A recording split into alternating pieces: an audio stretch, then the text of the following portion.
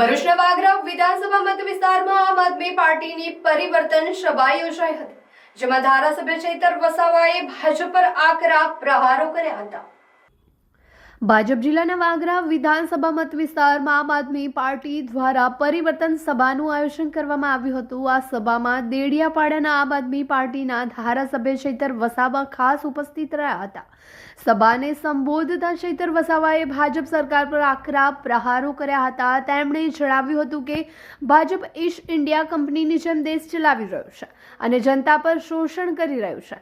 આમ આદમી પાર્ટી લોકોમાં જાગૃતિ ફેલાવે છે, તેથી જ ભાજપ ડરી રહ્યું છે, તેમ તેમણે કહ્યું હતું।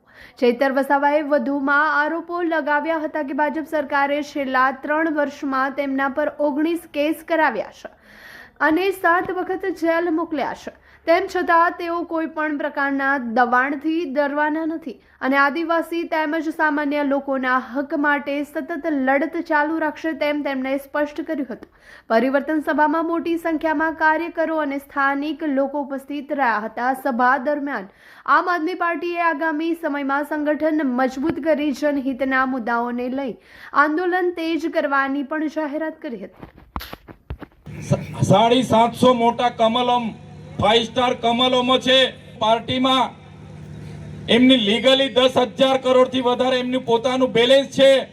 એક આખી કંપની ઈસ્ટ ઇન્ડિયાની કંપનીની જેમ ભાજપ ચાલે છે, ત્યારે એકલા ચૈતર વસાવા, એકલા પિયુષભાઈ પટેલ, એકલા યાકુબભાઈ ગુરજીથી ભારતીય જનતા પાર્ટીને ડર નથી, પણ અમે બધા લોકો તમને જાગૃત કરીએ છીએ, તમને એક કરીએ છીએ, તમને તમારા અધિકારો માટે લડતા શીખવીએ છીએ, તમને સંવિધાન બચાવતા શીખવીએ છીએ।